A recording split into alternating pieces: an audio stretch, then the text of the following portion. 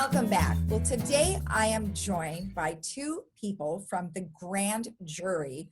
We have Judge Eric Larsch as well as Birgit Sale. Well, welcome both of you. How are you today? Just great. Thank you. Yes, thank you. It's good to be here with you today. Well, it's a really interesting subject matter, and it's also a very important one. And so I'm really happy that the two of you could join me today to kind of explain what is needed and how the process works. So Judge Larsch, we'll start with you. Why don't you tell me a little bit about why the grand jury is so important? Well, I think the grand jury is the jewel for the citizens of our community. And let me explain why.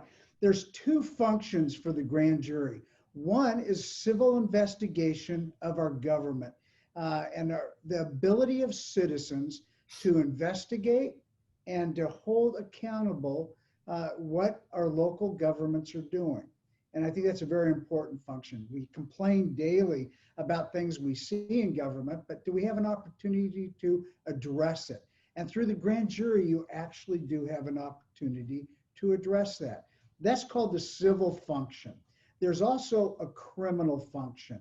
Some cases, for whatever reason the district attorney chooses to do so, criminal cases are brought in front of the grand jury. When a person is charged with a felony crime, a crime to which they could be imprisoned for, the law requires that there be a preliminary hearing or a grand jury finding an indictment.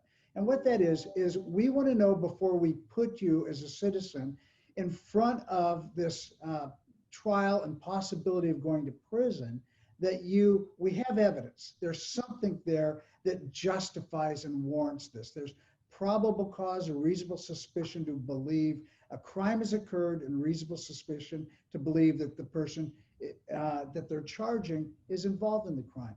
Once that's done, it can go in front of a criminal jury. So those are the two functions of the grand jury. So let me ask you a question. So for instance, we get jury summons all the time. Is that what this is for or not? Well, in some counties, it actually is. Every county, all 58 counties of California have grand juries. And oftentimes it's through the normal process where they're summoned on a monthly basis. And the grand jurors will handle both the civil investigation and the criminal indictments. Okay. All right. Good. Thank you for the explanation. So what exactly does the grand jury do beyond some of the things that you just mentioned? Well, it investigates local government organizations within its jurisdiction, such as county, city governments, special districts, and school districts. They look to public expenditures. Are the expenditures being done appropriately? They look to the jail to see that our jail is working appropriately and there's no issues in the jail. Last year, our grand jury looked at how the jail handled women that were pregnant, and are they getting the care that they deserve and need, even though they're incarcerated to protect the child, protect the mother. And we're really the watchdog agency. They'll have complaints from local citizens or concerns, and then the grand jury, once selected, will decide what they would like to investigate. And once there's a vote and an agreement, they'll then take up certain subjects. After doing the investigation, they'll write a report. And I have with me today the 2019-2020 grand jury report. It's the report of their investigations last year and all of their recommendations. Their investigations will go to the governmental agency, and that agency then has 60 days to respond to the suggestions that are in the report. Oh, that's interesting. I didn't even know that existed. How does somebody get a copy of that if they wanted to review it? Contact me at the Orange County Superior Court. We'll make sure we get a copy to you. If I might also interject, all anyone has to do is go on ocgrandjury.org, and all of the reports by each of the last grand juries is published right there. They can just go right on there, click on reports, and any one of them is available for looking at. And there really are some very, very interesting topics that were dealt with. Well, say that, Michelle, the interesting topics.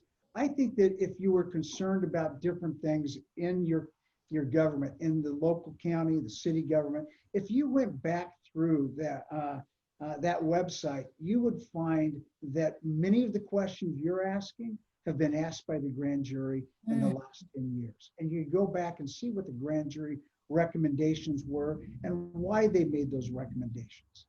Oh, that's great. In fact, we've got more time on our hands to go on the internet. So why not go there and learn all about what happened last year? Now, And the years before too. yeah, They're all right. there. I mean, you can go Yeah. way back. So Birgit, you were a four-person 2018 and 2019 for the grand jury. Tell me what that is. Well, I will tell you something. What's fantastic about being on the grand jury is that, first of all, you really don't report to anyone. You are an entity that is completely independent. And when your 19 members are ultimately chosen by lottery, by the way, so it's a very fair and inclusive program. And the idea is that there are representatives from each of the 5 districts in our county. So it really is a great cross cultural and ethnic group of people with all sorts of different occupational backgrounds. There are no specific requirements to be anything in particular other than a concerned citizen. And once that group of 19 people meet, they decide how they're going to function, how they're going to divvy up the workload. Different subcommittees they're called investigative committees are set up. So in other words, one might be investigating cities, another one criminal justice, another one health and human services. It is really, and then people are either assigned or they sign up to be on those, and then they get to start doing these investigations. And because you are really independent, you never have to respond to anyone. And the only way that you really serve the citizens and residents of Orange County is by writing that report at the end of it. And then the entity that was actually investigated then has actually legally must respond to each of the recommendations that the grand jury has made about that particular entity.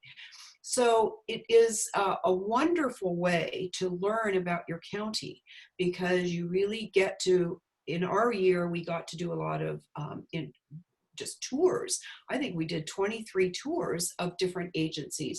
We also invited heads of, I don't know how many, maybe 22 different departments came to speak to us. And the beauty of that is that whatever happens in that jury room is secret.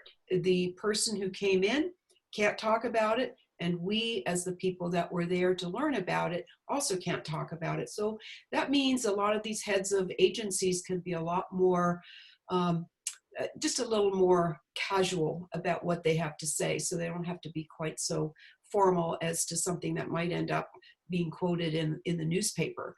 Right. So basically you learn a lot about the county and you participate, and the whole idea is that you are going to make county government, whatever it was that you investigated, better. It's to improve it, not necessarily to criticize it.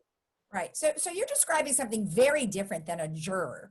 When we get summoned, we think, oh, we're just going to go serve as a jury member, and we're going to hear a case, and whatever the outcome is, obviously we're a part of that. But you are describing, both of you are describing something entirely different that I have not ever, I've heard about it, but I never really knew what the extent was. So how is it that you recruit? Well, let's start with this. Let's talk about recruiting for this position, because there are requirements, obviously, to be a citizen and that kind of thing. Let's talk a little bit about the requirements for this. Well, I think Judge Lars should be talking about that, so. Okay, great. A resident of the County of Orange for the last year, you need to be a United States citizen, 18 years or older, with sound judgment. Now, that opens it up a bit, I understand, but with sound judgment, and possess sufficient knowledge of the English language to be able to write reports and work with others. Right. That is it. It was interesting, in the last jury selection, we had this woman, a hardworking woman that had retired long ago, though she still had to work to make ends meet and other small jobs. And she stood up and she looked at the panel and said, I'm afraid I don't qualify. These people look like they are educated and they have a history of hard work and leadership. And one of our panel members stood up and said, "Ma'am, I have been a milk truck driver all of my life. I worked the night shift. I have a word in this group. I have a place.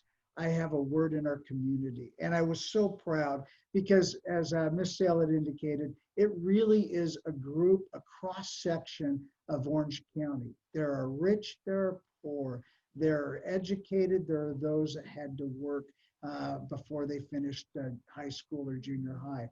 But it's a group of citizens, of neighbors that come together and say, "This is my community. I am your neighbor. How do we do this well? How do we do this correctly? And are we doing so?" And so that's what we're looking for.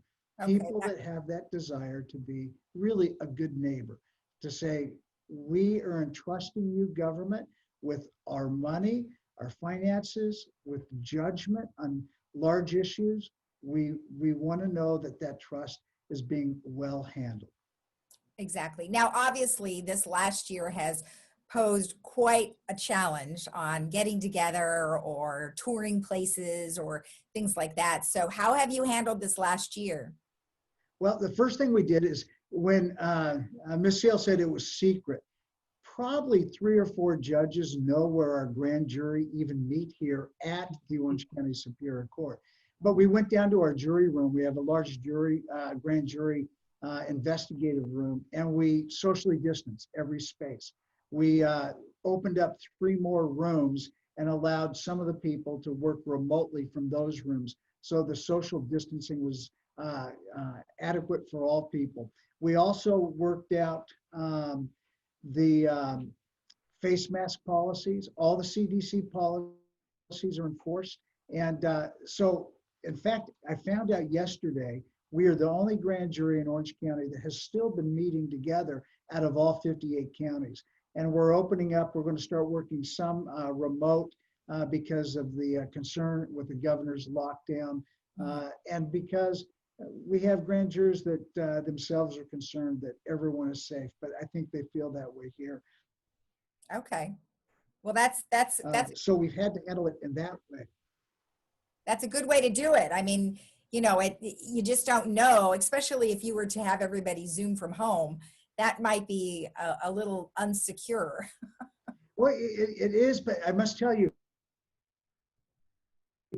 the security with our grand jury has been fantastic. When Ms. Sale said it's secret, it is secret. We don't know what they're talking about. I don't know what they're investigating or talking about. They'll come to me as the head of the grand jury and ask questions about certain issues, but they can't tell me what they are investigating or doing. My job is to accommodate and facilitate anything they may need to further their investigations and to help them complete their reports. Okay. Birgit, give me your background. What did you used to do, or what do you still do? I'm a retired civil litigator, attorney. And whenever I say that, people say, "Oh, do you have to be a lawyer to be on the?" No, you do not. It just happened to be that is my background. And I am actually, after my term with the Orange County Grand Jury, I was actually recruited by another organization called the California Grand Jurors Association, which trains actually 54 of the 58 counties throughout the state of California. And once you serve on this one, or any grand jury here in the state of California, you can then join that organization as well, which is really to support and be supportive really of the whole grand jury system, which I really think is phenomenal, because who else is going to watch what your government is doing and has the time to really get into it on behalf of the residents and citizens of Orange County? I mean, you are there for them, not for anybody else. And Right. That, I think, is a fantastic vehicle by which the government becomes transparent Yes. to its citizens and residents. Well, and I think now more than ever, people are a bit frustrated with our government in a variety of different ways. And like you said, what better way to get involved than to do something like this? Let's talk a little bit about the qualities that are important for a grand juror. Well, Well, I I will think tell you the probably, excuse me, just very go for it. quickly, the biggest part is collegiality. I mean, people have to be able to work together as a team because that's really what you are. You're a collection of people. There is no, even as the foreperson, I did not have the power to say, this is what we're going to do. I'm the spokesperson for what the entire grand jury wants to do, but I don't have any authority to impose anything. And that is really important for people to understand if they're going to sign up for this, that it's not like a vertical organization where you have the boss and then you have some, secondary people and then you have the workers. No, everybody is equal. And that is a very different way of functioning, but it's really so satisfying because you really do have to work with people. So I would say that's probably, to me anyway, probably one of the main qualifications that someone can work collaboratively with others. Okay. All right. How about you, Judge? I think we're looking for a group of people that think $50 a day is great pay. Well, you're not getting that's paid, what then we of do. course it's great pay. Plus parking. I don't forget the parking, and people that are willing to check their own agenda at the door. Everyone has a bias, a concern, but when you come together, you have to say, okay, let me look behind, let me see, and let me be open to each other. And I must tell you, the grand jurors, the Grand Jury Association are a group of people that have developed in a year period of time some of the deepest relationships with each other because they are different. They've come together. They've checked an agenda at the door and said, let me discover what's really going on here and let me work with you. Let me listen to the others and please listen to my opinion. And they do that. They do an incredible job, and that's what we're looking for. People willing to work together to the end goal of discovering the truth of whether or not government's working correctly or whether or not a criminal indictment should be filed. Okay. And briefly, let's just have you go through the selection process because we're almost out of time, but I want to just kind of briefly talk about how that happens. Who would like to take that? I think Judge Lars should. Okay. Selection process is that we have 25 judges on a committee, and all of our citizens are encouraged to apply from the 5 different districts. We want a good cross section. There's an application process, a background search that we do, and then we bring you in for an interview. There's a selection of the top, I think it's about 35 to 40 people that everyone agrees in the different judicial groups. And then we put them in a bingo ball selector. It's actually a bingo ball selector. Your number and name is put in and we pull you out, and it's a random choice of the selected grand jurors. And those are our grand jurors for the year. Oh, well, and how long they serve for 1 year. Is that correct? 1 year. Okay. 1 year, usually 4 days a week. They set their own hours. Usually it's about 8 o'clock till 2 o'clock. I think in this grand jury, sometimes it's a little longer, sometimes a little less. Sometimes they'll choose to work on weekends. And if there's vacations, we allow for short vacations. Where if you're planning to spend a month in Europe, which I don't think anyone is at this point. No, not now. We're asking the trip until after your grand jury service. Okay. And you said they get paid $50 a day for them working, and then $50 cash. was parking included? Parking is included. We pay for parking. That's a good thing. Well, and the other part of it too is also for mileage, because some people might be coming, 30, 35 miles away from the courthouse where the grand jury meets. And so the mileage is also very important. So they get that as reimbursement, as an expense reimbursement. At the government rate. So it pays for some of the maintenance and gasoline in the car. Right. Exactly. Oh, that's great. Well, I appreciate both of you spending time with me to explain this to us. And hopefully you'll have some folks sign up from Laguna Woods. Well, Yes. we would love to have some folks sign up from Laguna Woods. We've had great applicants and great people from Laguna Woods. We love the community, and we just appreciate having the opportunity to share this need to all of your community. Great. Well, thank you so much to both of you. Thank you. Thank you for having us. You're welcome. And we'll be right back after this.